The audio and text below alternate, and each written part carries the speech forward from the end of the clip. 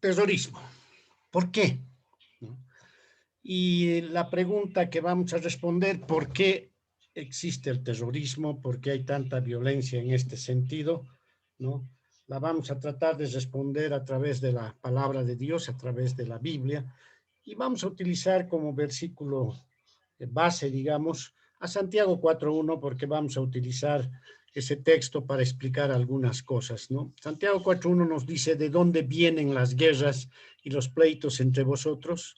No es de vuestras pasiones, las cuales combaten en vuestros miembros, dice así. Entonces, siempre a través de la Biblia. Y para empezar este mensaje, les voy a presentar un pequeño video que dura, creo que 3 minutos o menos, donde ustedes van a ver algo que seguramente les va a resultar familiar y lo van a comentar seguramente. Vamos, adelante.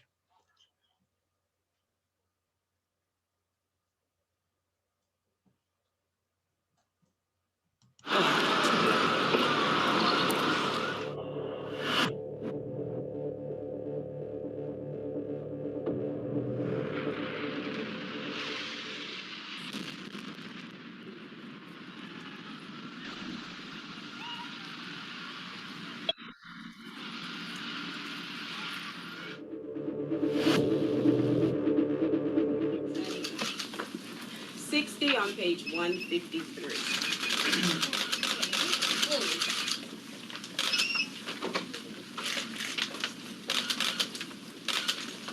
At the count of 3, everyone should be on page.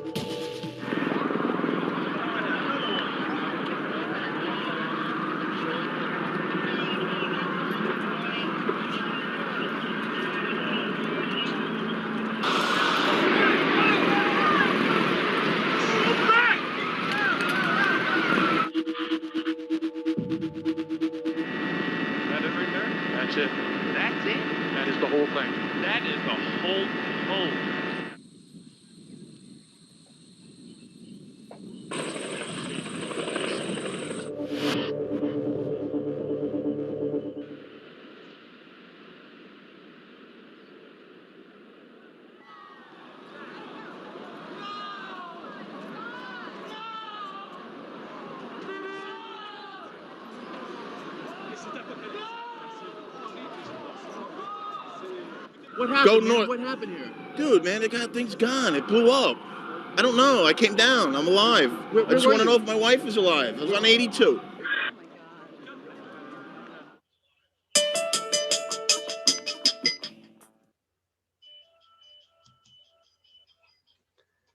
Muy bien, amados hermanos, han podido ver esas imágenes tan desesperantes de lo que sucedió el 11 de septiembre del 2001 en Estados Unidos, cuando fueron víctimas de un ataque terrorista, ¿no? Terrible.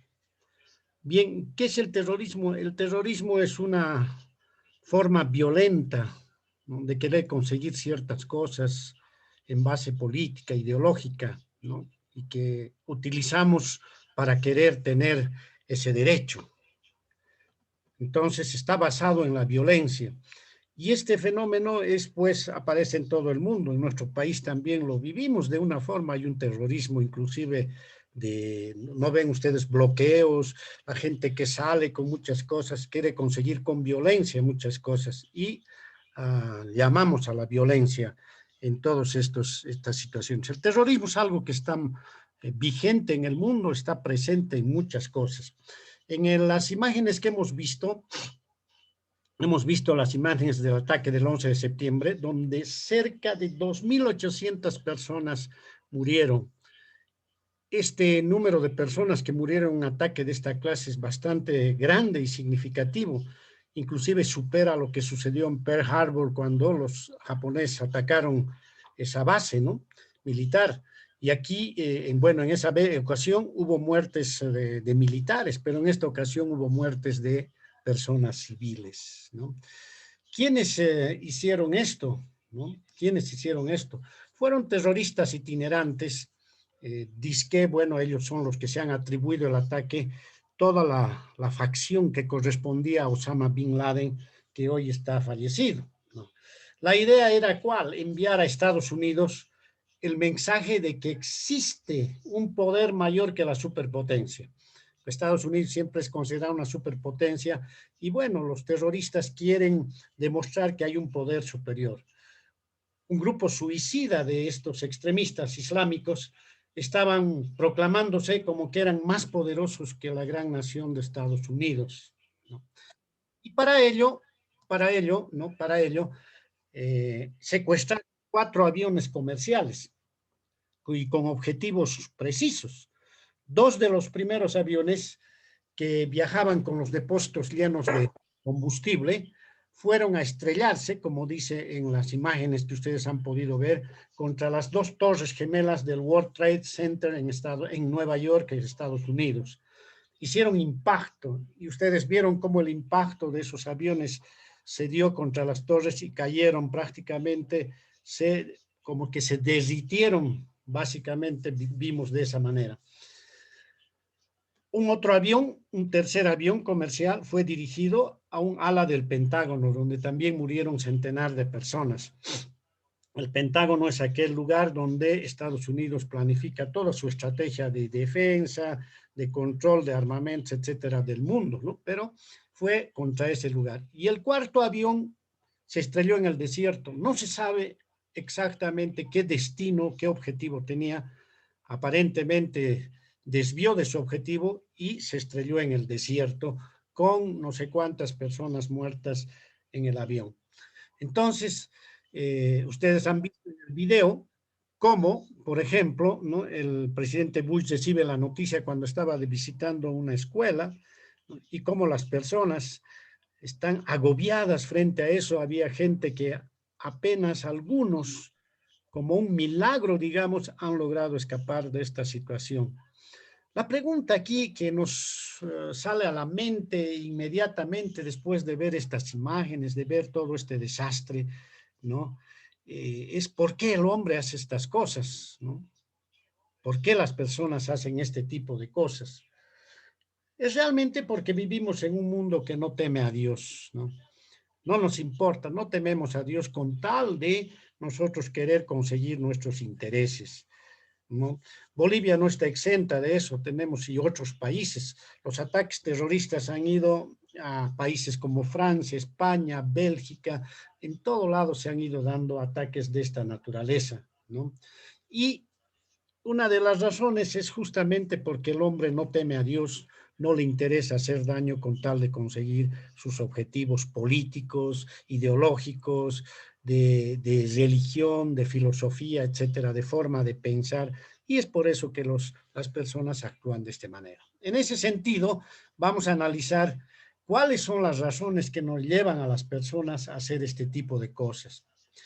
He dividido la reflexión de hoy día, la prédica de hoy día, en 3 razones fundamentales. Hay muchas más razones que podríamos analizar, pero he aglutinado en 3 razones fundamentales, que es el cuerpo de lo que es la prédica. Una razón natural, vamos a comentar por qué hay toda esa maldad en el mundo. Una razón histórica, ¿por qué? Y una razón religiosa. En la razón natural comentaremos lo que es la depravación del hombre y lo que es el hedonismo.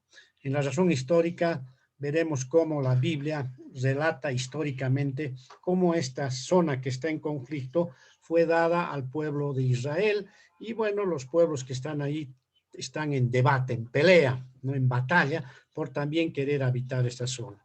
Y una razón religiosa es porque hay una religión que está creciendo bastante en el mundo, y que es la religión del Islam, y que está queriendo hacer desaparecer todo lo que es contrario a los pensamientos y forma de pensar de los islamitas.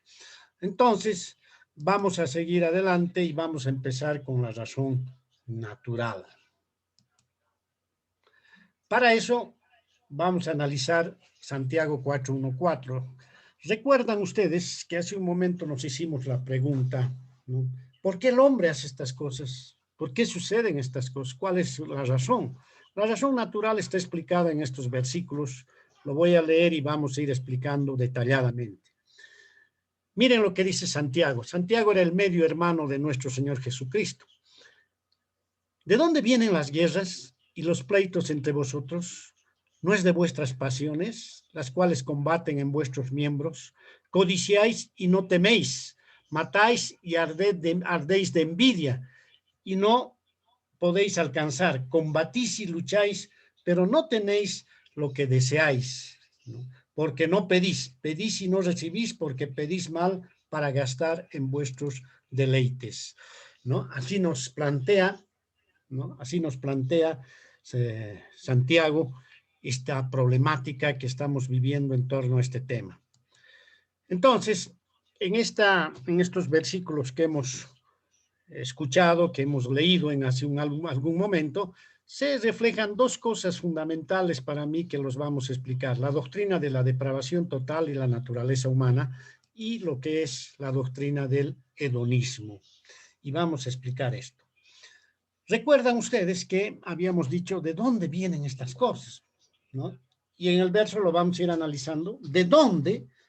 ¿No? La palabra dónde quiere decir cuál es la fuente, la causa. Vienen las guerras. La palabra guerras en el hebreo, en el griego, perdón, es polemos, y quiere decir batalla, hacer bullicio, pelea. Y los pleitos, los conflictos entre vosotros, pregunta Santiago, ¿de dónde vienen las guerras?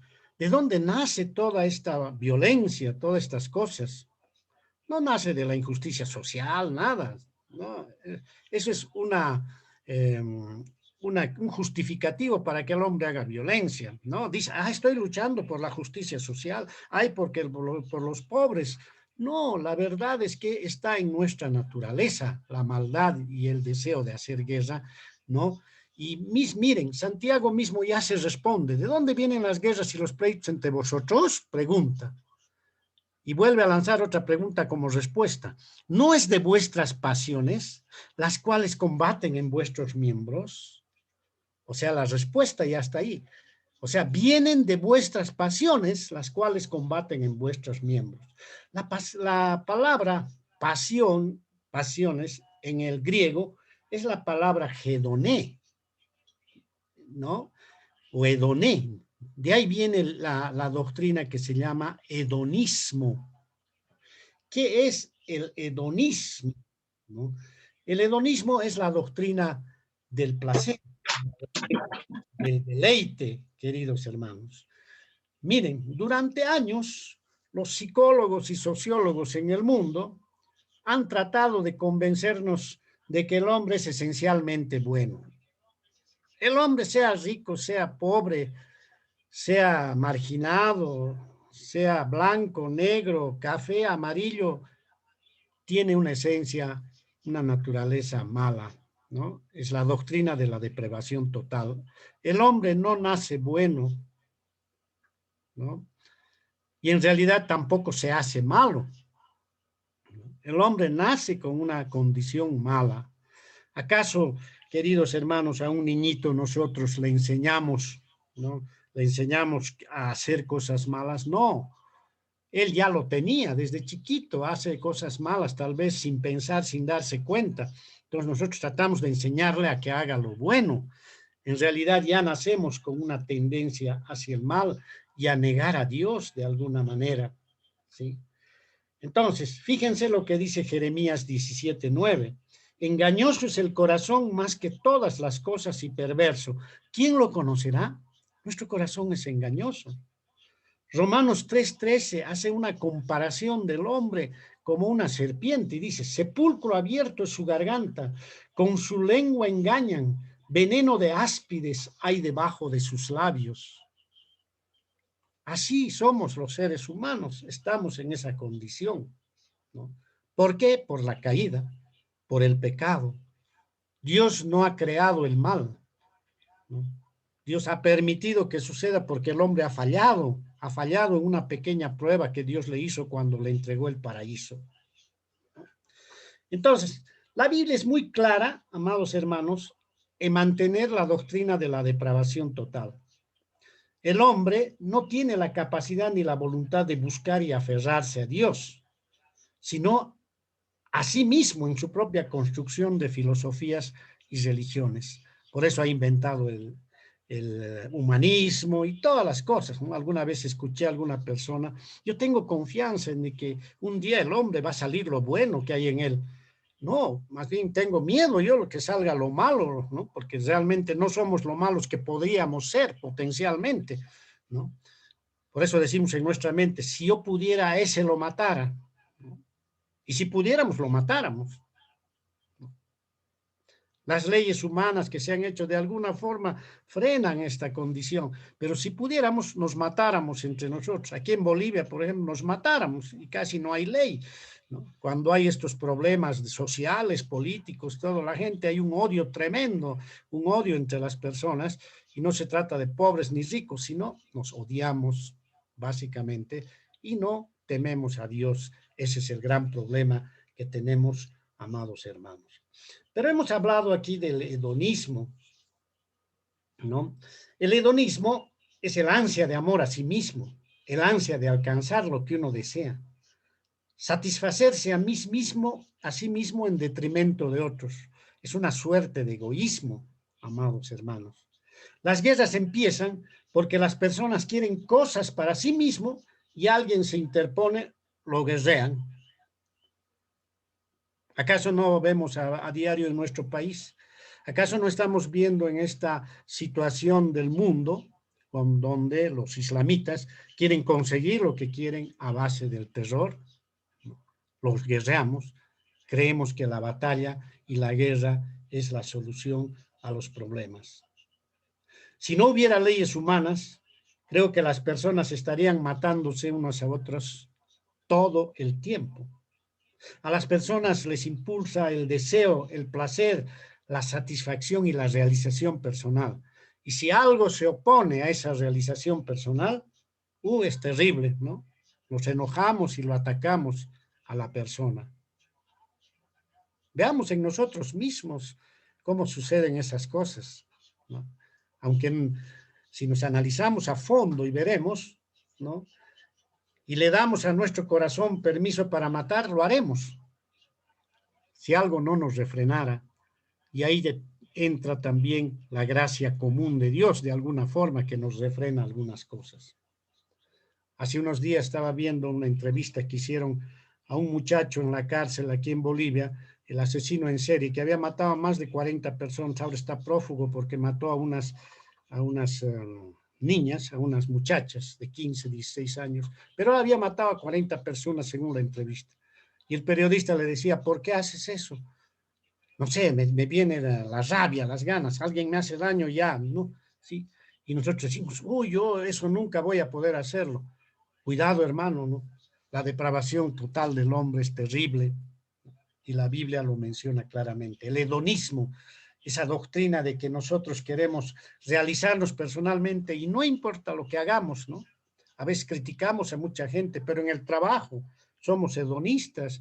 En la familia, si alguien tiene algo más, nos entra la envidia, ¿no? Miren lo que dice Santiago, ¿no? Continuando el verso. ¿No es de vuestras pasiones las cuales combaten en vuestros miembros? Codiciáis y no tenéis. Matáis y ardéis de envidia, de celos, ¿no? Y no podéis alcanzar. Combatís y lucháis, pero no tenéis lo que deseáis, porque no pedís.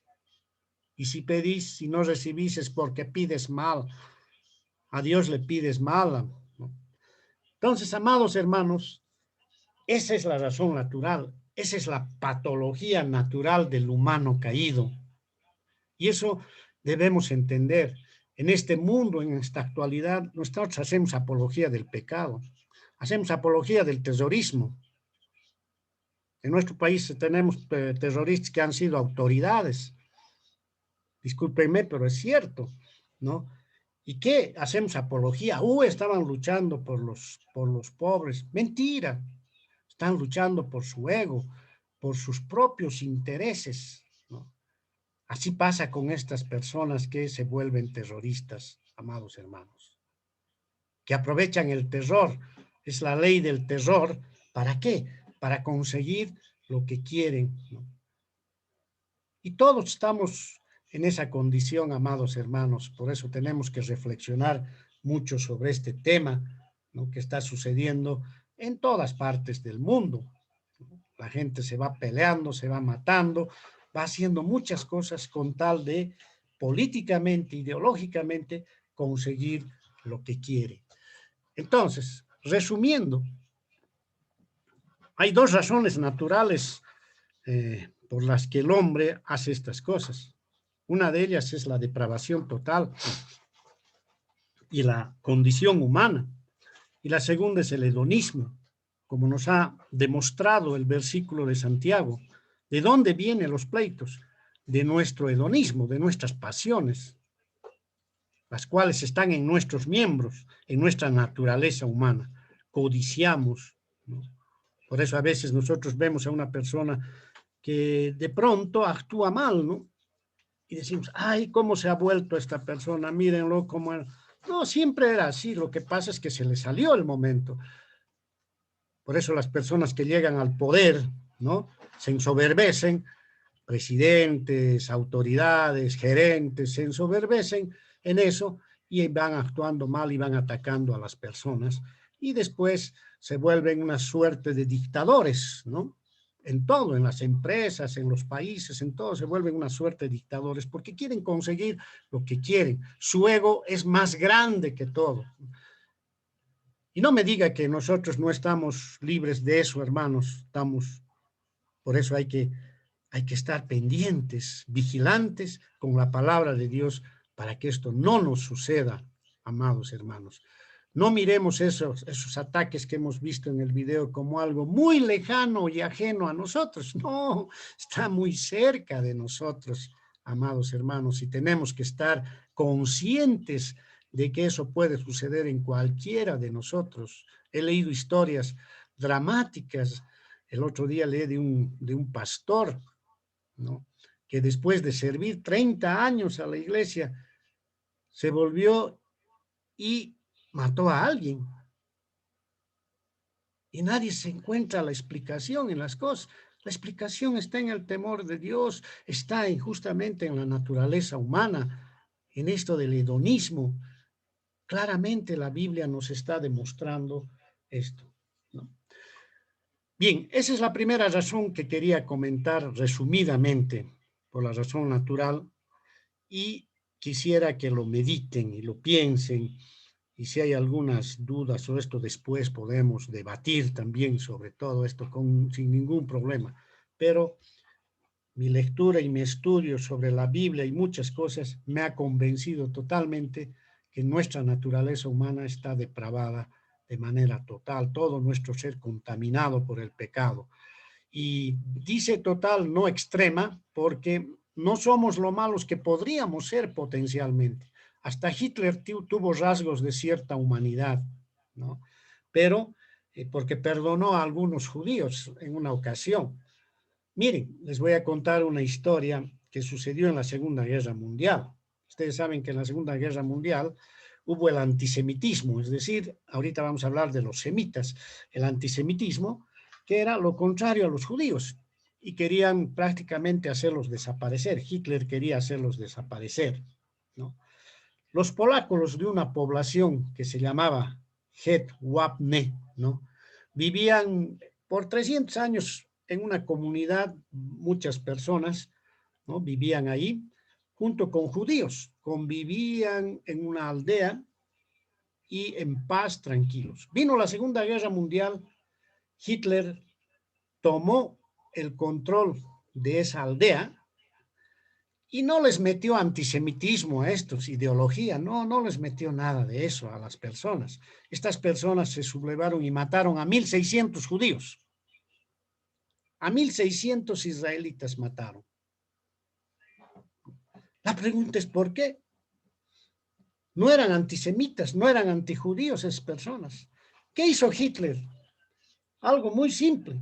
Tomó el control del poblado y les dijo, si quieren, pueden matarlos y tomar sus tierras, sus granjas y sus bienes. Solo eso les dijo.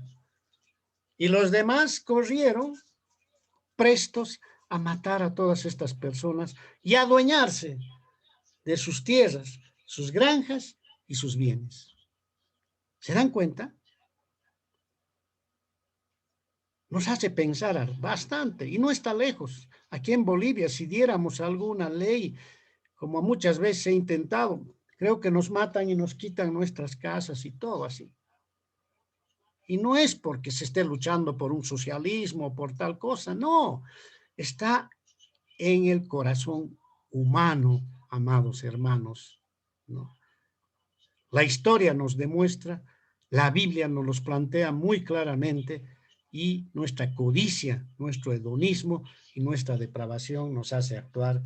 Es la patología natural de nosotros como humanos caídos. Bien, la segunda razón por la que quiero compartir con ustedes se llama la razón histórica. ¿Por qué estos terroristas atacan? Porque hay una génesis, hay un origen. Y lo vamos a leer en el libro justamente de Génesis, capítulo 15, verso 18. En aquel día, dice, hizo Jehová un pacto con Abraham, diciendo, a tu descendencia daré esta tierra desde el río de Egipto hasta el río grande, el río Éufrates. O sea, Dios, no sé por qué motivos, hermanos, porque no voy a poder explicar y nadie puede explicar, ha elegido al pueblo de Israel como su pueblo. Lo ha elegido como un modelo, digamos, para introducir su plan de salvación al mundo. Lamentablemente el pueblo de Israel siempre ha actuado de manera rebelde, como vamos a ver. Siempre se ha sublevado, se ha entregado a la idolatría. Pero sigue siendo el pueblo de Dios, nos guste o no nos guste. Critiquemos o no critiquemos, nos pongamos a favor de los palestinos o no, lo que sea, ¿no? El pueblo de Dios sigue siendo Israel. Y la Biblia es muy clara, lo va a reivindicar al final al pueblo de Israel. Entonces, Dios hizo una promesa, dar en herencia una tierra llamada tierra prometida al pueblo de Israel. Enseguida vamos a ver en mapa cuál es esta tierra, ¿no? Miren, Israel como Estado ha sido un pueblo que siempre ha andado disperso por todo el mundo. De ahí viene la palabra diáspora. Porque ha sido infiel a Dios, Dios ha permitido que este pueblo se disemine por todo el mundo. Hasta 1948 no tenía un territorio. En 1948, con la guerra de los 6 días, históricamente, Israel tiene actualmente un terreno pequeño. Prácticamente les dieron un desierto. Pero la tecnología, y ustedes pueden leer y no me estoy inventando, que Israel ha desarrollado en muchas cosas, le ha sacado agua al mar, le ha sacado tierras fructíferas al desierto. Es uno de los países que tiene un armamento, pero para defenderse, de los más poderosos. Tienes unos aparatos de detección de misiles tremendos que no tiene prácticamente ningún país. En los premios Nobel, los israelitas están en los primeros lugares. Analicen y estudien y vean la historia y van a ver lo que ha pasado y lo que está pasando. Muchos sabios de la humanidad tienen ascendencia israelita, ¿no? Por ejemplo, Einstein. Entonces, ese pueblo que se llama Israel está rodeado, enseguida vamos a ver en el mapa, por pueblos árabes, casi 300 millones de árabes rodeando a cerca de menos de 10 millones de judíos. Y todavía hay judíos por todo el mundo. Miren, veamos en el mapa dónde está el Medio Oriente, para que nos ubiquemos. Ustedes ven ese mapa. Ahí en celestito tenemos el mar Mediterráneo. Más arribita está el mar Negro. Tenemos ahí todas las regiones, Siria, Irak, Irán, Jordania, Arabia Saudita, Egipto, Sudán, todo eso se considera el Medio Oriente y esa zona en conflicto, es como una bomba de tiempo. Y ahí cerca del mar Mediterráneo hay un azulito, hay un verdecito, un terreno verdecito pequeñito, lo pueden ver, eso es Israel. Miren, Israel está rodeado por árabes por todo lado. ¿Se dan cuenta? Está totalmente rodeado, pero sigue defendiéndose. Y la mayoría de los países apoyan a los palestinos, a los árabes, etc. A ver, vamos a seguir analizando, porque es fácil a veces tomar este preconcepto, ¿no? De que les está quitando tierra a los otros, ¿no? A ver, veamos qué dice la Biblia al respecto. Entonces, fíjense, ahí está. Dentro de este terreno, cuando Dios había elegido a Abraham como uno de sus primeros profetas, ¿no? Le había concedido todo lo que está marcado con rojo. Todo eso que está marcado con rojo, parecido a un triángulo cortado, es la tierra prometida. Dios le había prometido a Abraham, como dice Génesis 15, 18, en aquel día hizo Jehová un pacto con Abraham, diciendo, a tu descendencia daré esta tierra desde el río de Egipto hasta el río grande, el río Éufrates, ¿no? Y cuando dice esto Dios, en aquel día hizo Jehová un pacto, en la palabra pacto en el hebreo quiere decir una alianza, una promesa, y Dios estaba haciendo una promesa con Abraham. A tu descendencia, le dice, a tu semilla, a todos los que son tu linaje, tu posteridad. Y miren, amados hermanos, nosotros somos también linaje de Abraham.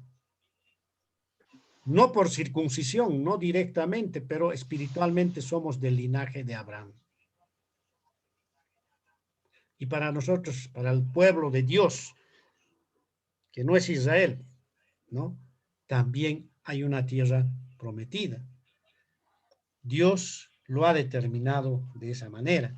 Por eso le dijo, te daré esta tierra a Abraham desde Egipto, desde el río de Egipto, pueden ver a la izquierda, en el terreno de Egipto, hasta arriba, hasta el río grande del Éufrates.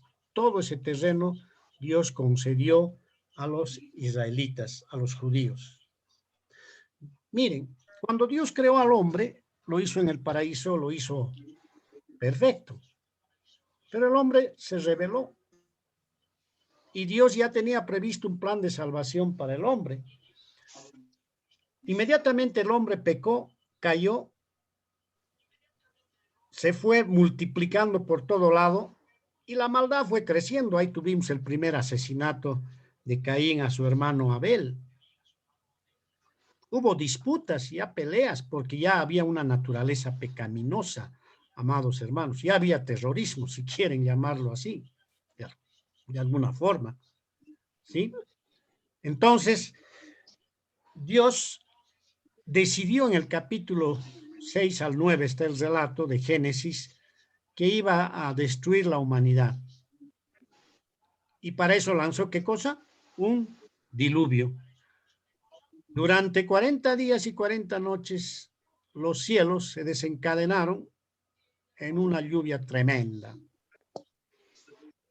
que fue prácticamente, ¿no?, matando a toda la humanidad. Pero Dios en su misericordia salvó en el arca de Noé a 4 familias. ¿Cuáles eran esas 4 familias? Noé, su esposa, Jafet y su esposa, el hijo mayor, Cam, el hijo del medio y su esposa, y Sem, el hijo menor y su esposa. Nuestros orígenes vienen de ahí, hermanos, no venimos del mono. La Biblia no nos dice eso, no venimos de no sé qué, de los extraterrestres, todo. Bíblicamente nosotros venimos de la familia de Noé, desde Adán. Miren, Jafet, que era el hijo mayor, es el que ha dado origen a los pueblos indoeuropeos, incluyendo Rusia, y lo que fue todos los que habitaron en la zona de Bering, De ahí cruzaron el estrecho de Bering para venir a Sudamérica y a Norteamérica. O sea, nuestro padre ancestral de esas épocas sería Jafet, uno de los hijos de Noé. El segundo hijo, Cam, dio origen a las familias de África y al Oriente Lejano, a todo lo que es el mundo asiático, los chinitos y todo lo que es el Oriente Medio. Todo esto está relatado en el Génesis, capítulo 10, 6 al 20. La herencia, es decir, la descendencia de Jafet está en el capítulo 10, del verso 2 al 5. Si leemos la Biblia encontraremos esto. El hijo menor, Sem, de ahí viene la palabra semita, ¿no?, dio origen a los pueblos semitas del valle de la Mesopotamia y el Oriente Medio. Dio origen a los pueblos judíos como árabes. Capítulo 10 de Génesis, del verso 21 al 31. O sea, de ahí viene el origen de todo, hermanos. Todo nació en las cercanías de un valle que estaba entre el Tigris y el Éufrates, ahí en la zona de la Mesopotamia, lo que hoy diríamos cerca de Irak. Irak, dice que por ahí estaba el paraíso, la zona de Irak, una zona muy rica. Allí nació la región terrenal. Allí también nació la religión. La religión no es invento del hombre. Bueno, es un invento en un sentido de alcanzar a Dios. Por eso se construyó la Torre de Babel. En el capítulo 11 de Génesis se relata la historia de la Torre de Babel.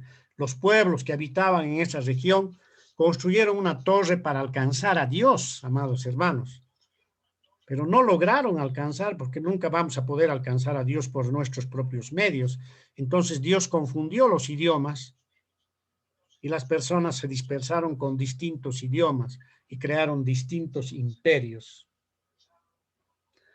Abraham fue elegido de una ciudad que se llamaba Ur, una tierra de idólatras. Su familia de Abraham era idólatra.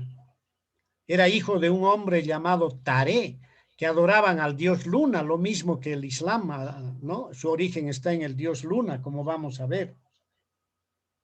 A Abraham Dios le hizo la promesa de bendición, de darle todo aquel terreno que está marcado desde el río de Egipto hasta el río de lo que se llama Éufrates.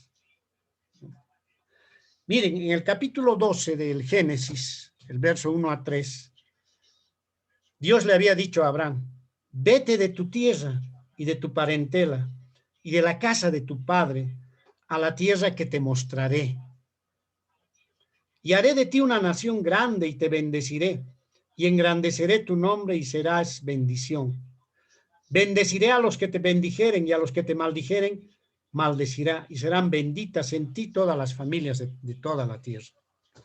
Dios fue claro en su promesa. Yo no creo que Dios haya hecho una promesa por hacer. No es como nosotros. Él dijo claramente que iba a bendecir, ¿no?, a toda esa creación, a toda esa descendencia que le estaba concediendo a Abraham, ¿no?, y le estaba dando esa tierra como herencia prometida, porque era su pueblo. Ahora alguien dirá: ¿por qué no le habría dado a los otros la tierra, a las otras poblaciones? Muy simple, amados hermanos, porque eran idólatras. Y Dios castiga la idolatría. ¿Y quiénes somos nosotros para decir que no castigue la idolatría? Los otros pueblos estaban: Egipto, llamado Misraim en hebreo, estaba Aram, está Asiria, Siria, crecían en grandes tribus, pero idólatras, contrarios a Dios, adoraban a un Dios que no era el verdadero.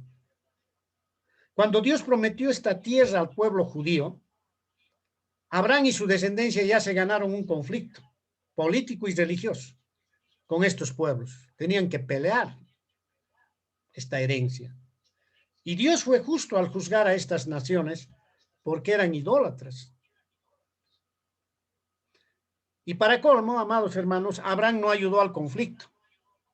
Cuando Dios le dijo que le iba a dar un hijo, el hijo de la promesa, para que sobre ese hijo se vaya generando la descendencia de millones, ¿sí? Abraham en su desesperanza, junto a su esposa Sara le dijo, ten relaciones con mi esclava para que tengas un hijo, porque no venía el hijo, ellos sí eran mayores, eran viejitos para nuestra época. Abraham 90 años, Sara 80, ¿sí? Y se desesperaron, no llegaba el hijo de la promesa, ¿sí? Y tuvieron un hijo, Abraham tuvo, en la costumbre hebrea de esas épocas, ¿no? Si una persona, una mujer, no podía tener hijos, era la mayor maldición. Y a veces podía tener hijos a partir de su esclava, y ese hijo le pertenecía a ella.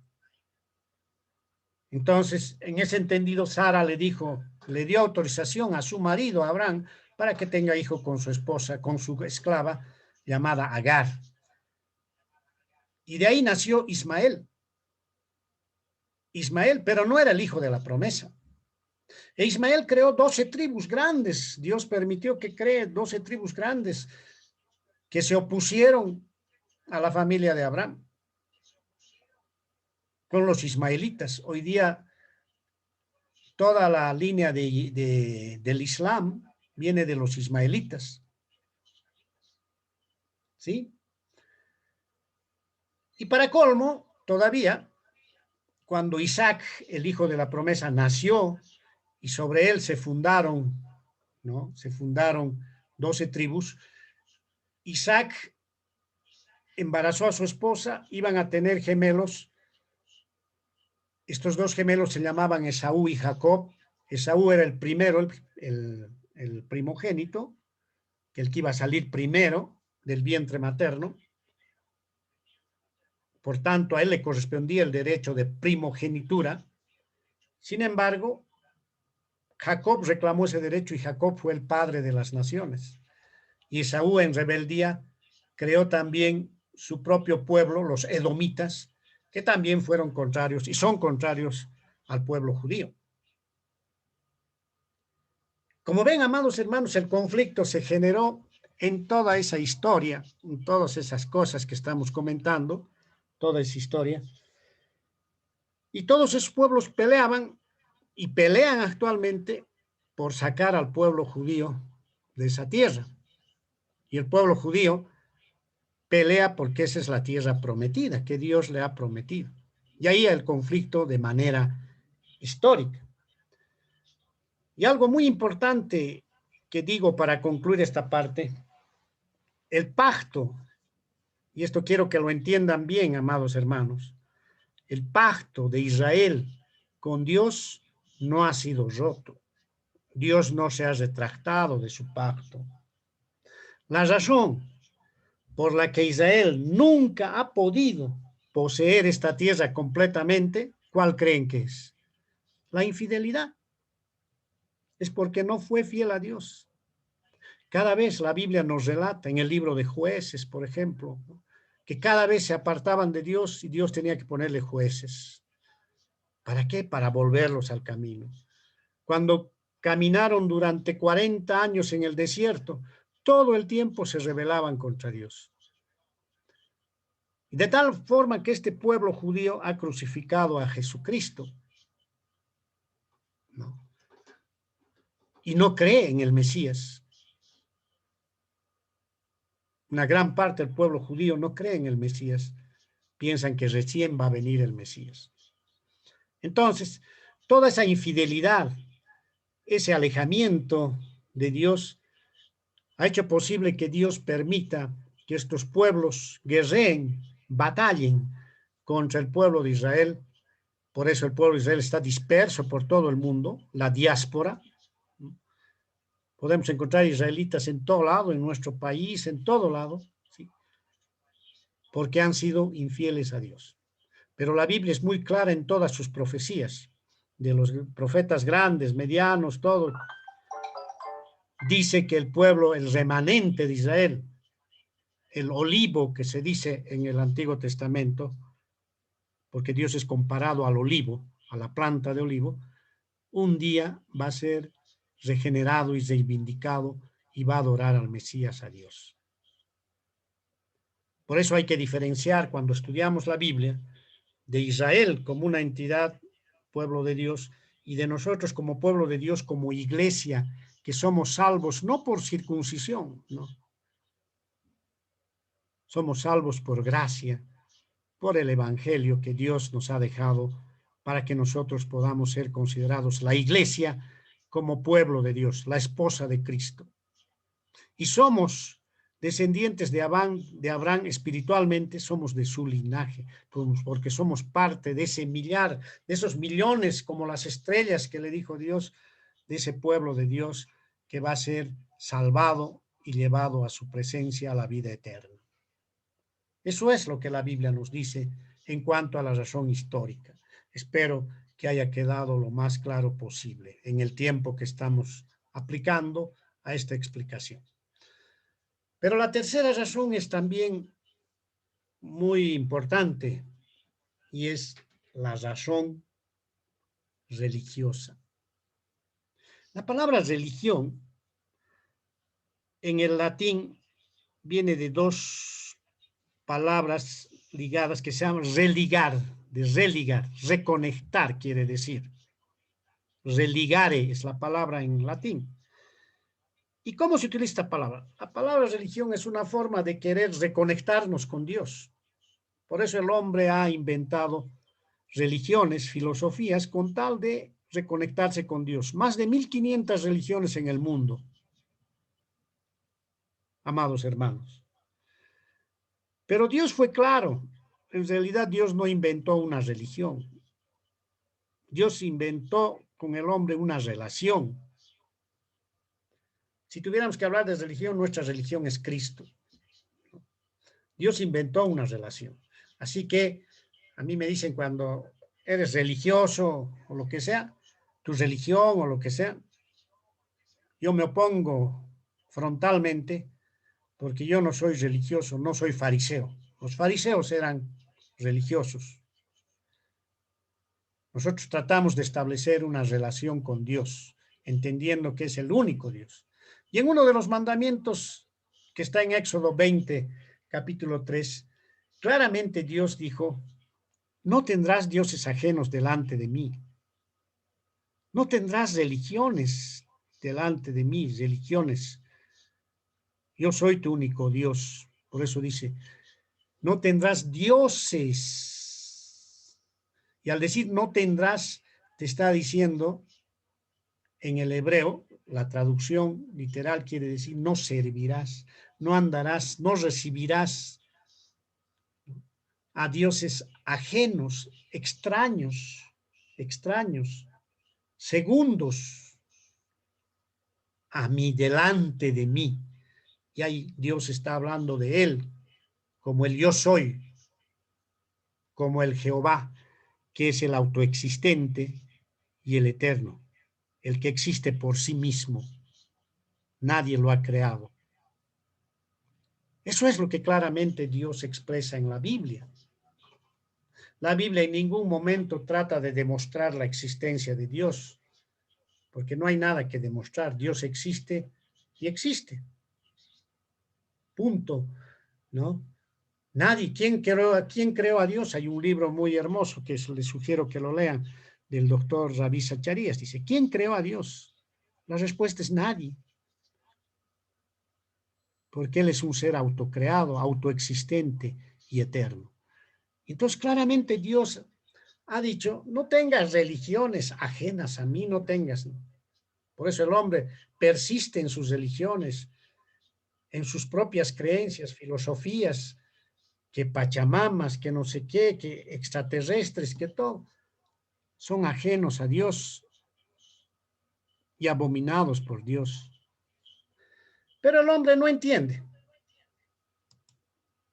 Entonces inventó una religión que se llama el Islam, que vamos a ver sus características, ¿no? Y esta religión que intenta hacer desaparecer al pueblo judío y todo lo relacionado con él, porque los considera como infieles. Miren, hay un imperio árabe que ha crecido mucho y se convirtió en grande debido a Mahoma.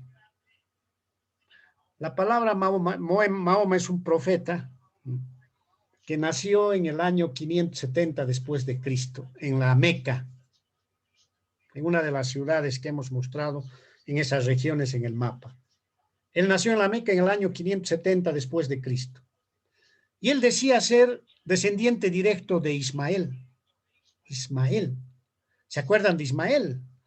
El hijo de la no promesa.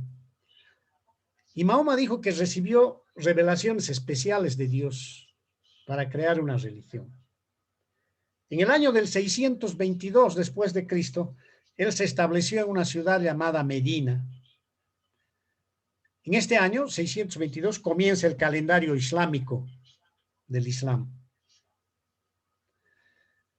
Entonces, Mahoma propició lo que se llama una guerra, una batalla, por razones de su naturaleza humana, que quería el poder, por razones históricas, que quería la tierra, propició lo que se llama hoy en día la yihad. La yihad quiere decir guerra santa entre los islamitas.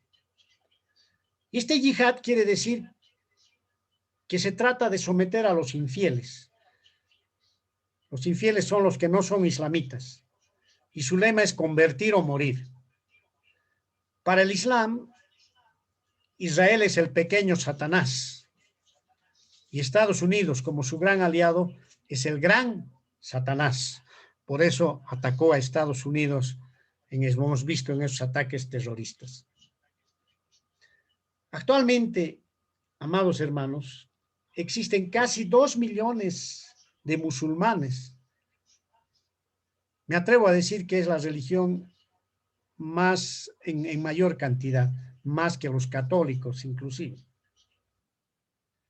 Y la palabra Islam significa rendición o sumisión. Toda la revelación de Mahoma está escrito en un libro que se llama el Corán. Y hay 5 o 6 principios básicos, amados hermanos, que rigen al Islam. Se los voy a comentar rápidamente. El primer principio, ellos dicen que Alá es la única deidad y verdadera deidad, Alá. A Dios lo llaman Alá. Segundo, el Corán es el único libro sagrado al que hacen caso. No la Biblia ni ningún otro libro. Aunque ahora han sacado otro libro que complementa la doctrina del Corán. Tercero, Mahoma es el más grande profeta de Alá. Para los islamitas, Jesucristo era un profeta más, menor que Mahoma. Era un profeta del Islam. Cuarto, creen en ángeles de Alá, que vienen a coadyuvar en la tarea de la tierra. Quinto, creen en una suerte de determinismo. Si ustedes a un islamita le preguntan, oye, ¿tú pecas? Claro que peco, te va a decir. ¿Eres salvo? No, no sé, te va a decir. Entonces, ¿qué se llama? ¿Y vas a ir al cielo? ¿Tienes la certeza de que vas a ir al cielo? No sé, depende de Alá.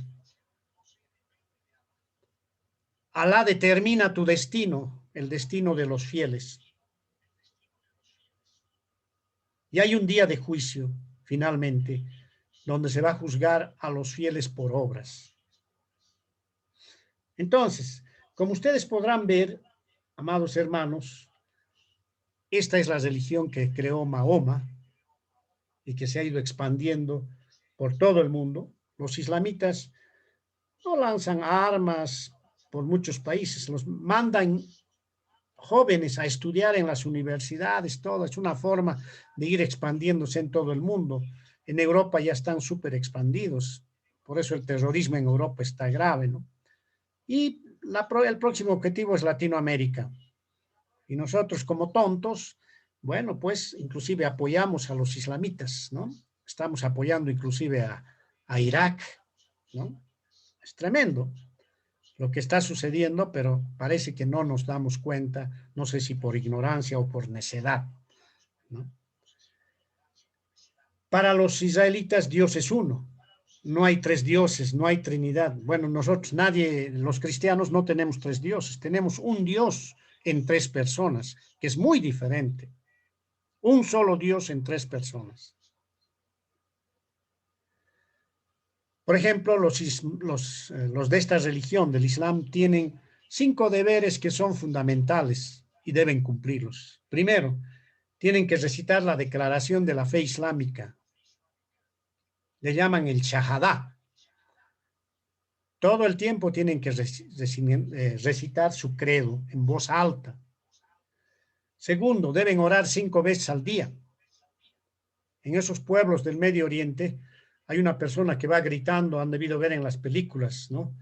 Oh, va gritando de manera fuerte y está dando las horas de oración que debe haber al día. Tercero, uno de estos, de los islamitas, que tenga dinero, o el que trabaje, tiene que dar como impuesto para los pobres 2.5% de su riqueza al año para los pobres. Cuarto, tienen un mes de ayuno que se llama el Ramadán. En ese mes no pueden comer, solo en las noches para subsistir el mes. En el día no pueden comer.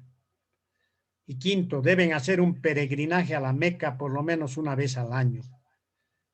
Esas son sus costumbres. Lo malo de esta religión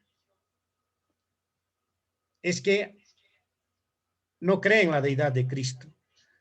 Y el que afirma la deidad de Cristo es pecador. Le llaman el shirk. O sea que nosotros somos pecadores, somos infieles. Lo grave también de esta religión es que no tiene base expiatoria. No hay base de perdón. Por lo tanto, no hay un salvador como nosotros tenemos a nuestra naturaleza caída. ¿Qué nos puede salvar de la maldad? Jesucristo. El islamismo no tiene un salvador. Por eso está perdido. Y miren lo más grave, ¿no? Alá era el nombre del dios Luna. Mahoma era miembro de una tribu llamada Quraysh, una tribu idólatra.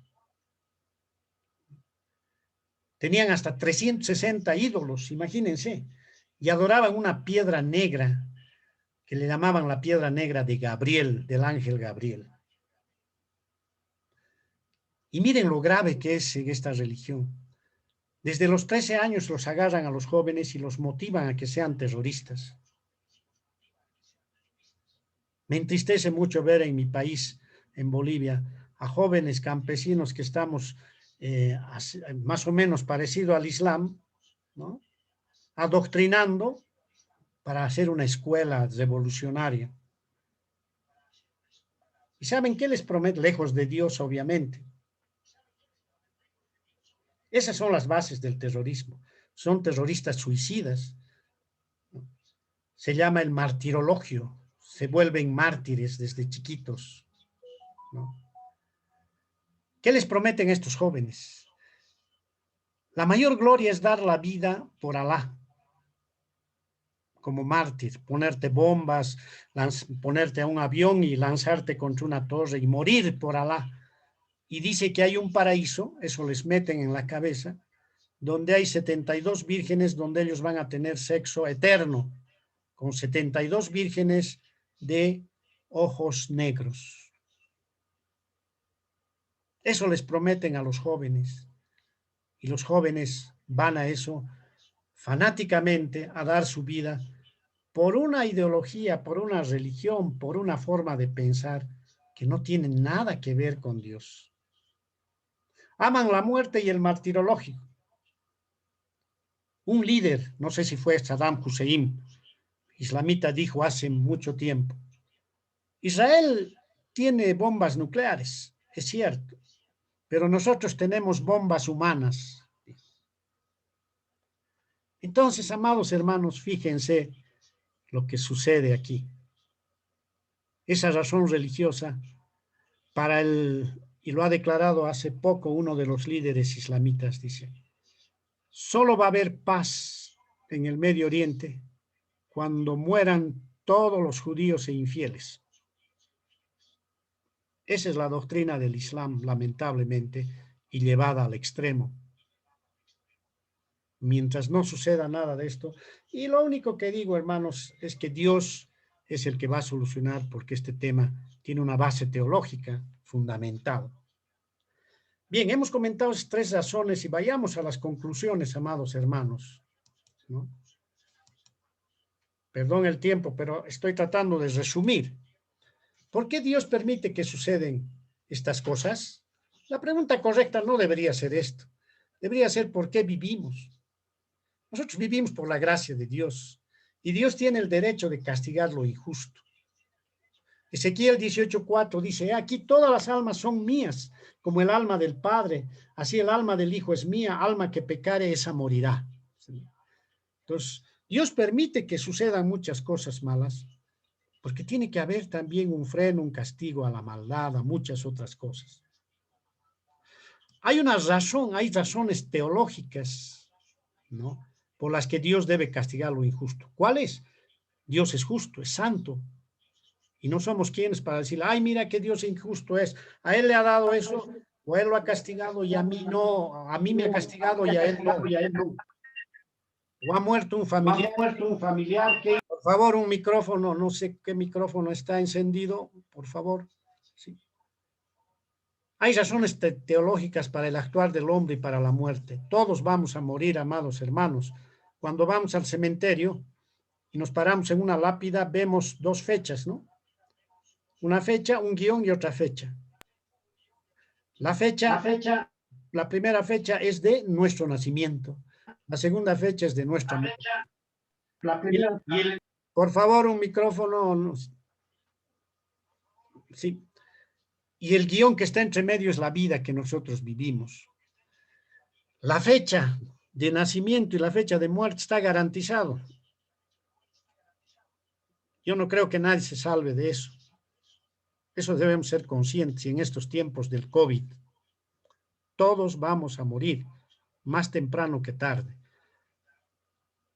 Nosotros, en ese guión que está en la fecha de muerte y de nacimiento, es donde debemos actuar y entregar nuestra vida a Cristo, si realmente queremos tener una esperanza después de la muerte. Dios es un Dios de gracia, pero también es un Dios de justicia y de juicio. Así que debemos entender eso. Nos acostumbramos tanto a la gracia que no entendemos la justicia. Queremos gracia todo el tiempo, pero también debe haber justicia. Las personas creen que tienen derecho a vivir, pero también tenemos que morir, amados hermanos. Las religiones no solucionan nada. El terrorismo no soluciona nada. Al contrario, trae más desesperanza y más dolor en las personas. Yo no creo, dentro de lo que es el ámbito socialista, los socialistas dicen, una revolución va a lograr que... No, lo que Marx dijo sobre las revoluciones no es tal, amados hermanos. La violencia no puede generar verdadera paz, porque siempre habrá un mal actuar, habremos matado muchas personas, etcétera, etcétera. ¿Qué nos está diciendo Dios con todas estas señales que estamos viendo del terrorismo, en esta ocasión del COVID-19? Continuamente nos está diciendo, arrepiéntanse, acepten la salvación y vivan la libertad en Cristo, ¿no? En la Biblia hay una parábola hermosa en el capítulo 13, del versículo 6 al 9. Jesucristo relata esta parábola. Tenía un hombre una higuera plantada en una viña, dice, y vino a buscar fruto en ella y no lo halló. Y dijo al viñador, he aquí hace 3 años que vengo a buscar fruto en esta higuera y no lo hallo. Córtala para que inutiliza también la tierra. Él entonces respondiendo le dijo, Señor, déjala todavía este año hasta que yo cabe alrededor de ella y la abone. Y si diere fruto, bien, y si no, la cortarás después. ¿Qué está diciendo Jesucristo con esta parábola hermosa? Que Él va a venir ¿no? El Señor va a venir y si encuentra que alguna de las higueras no da fruto, hay que cortarla. Nos va a encontrar y sin fruto nos va a cortar. No vamos a estar con Él. Pero en su misericordia también provee una salida. El viñador dice, ¿no? Señor, dice, todavía no la cortes. Dame un añito más, dice, ¿no? La paciencia de Dios. Les está gritando continuamente a todos nosotros, a todo el mundo, arrepiéntanse. Todavía pueden dar fruto. Pero aún así, nosotros postergamos. La próxima, me estoy preparando. Un poquito más quiero conocer de Cristo. Después puede ser tarde. Después, por ahí nos viene una enfermedad, el COVID, y nos morimos. Y cuando queremos arrepentirnos, había sido tarde. Amados hermanos, esas personas que estaban en los aviones en los ataques del 11 de septiembre, ¿cuántas personas de esas no se habrán ido al infierno porque no estaban arrepentidas? Y aunque nosotros tenemos la costumbre de volver santo a los que se mueren, ¿no? No va a suceder tal cosa, amados hermanos. Así que entendamos esto. Y una cosa más que es terrible. La desobediencia trae consecuencias graves. ¿Se acuerdan del pueblo de Israel que desobedecía todo el tiempo? No ha podido poseer la tierra por desobedientes, por infieles. Desobedecer cualquier tipo de autoridad y ley puede traer consecuencias funestas. Debemos obedecer al Estado porque el Estado lo pone Dios. Solo sí que cuando ya se opone a Dios, no debemos obedecerlos a ellos, sino a Dios, como se debe, ¿no? Entonces, amados hermanos, ¿sí? Concluyo este mensaje con un dicho, ¿no? Y quiero que se lo graben este dicho. Dios es un Dios de gracia y de justicia. Los seres humanos nos acostumbramos tanto a la gracia que no entendemos la justicia. Queremos ver a Dios como gracia, como amor todo el tiempo, pero Dios es también justicia y nosotros tenemos que recibir, si nos corresponde, la justicia de Dios. Y toda esta gente terrorista, todos estos terroristas que andan como si nada, a veces con caracteres revolucionarios, van a recibir el castigo de Dios. Tal vez nuestra justicia es muy imperfecta, no tal vez, es segura, no es imperfecta, y no castigamos lo que debe ser porque hacemos apología del pecado, pero Dios va a castigar todo esto. Que Dios los bendiga grandemente y ojalá este mensaje llegue a vuestros corazones para que podamos, ¿no?, reflexionar y salir adelante.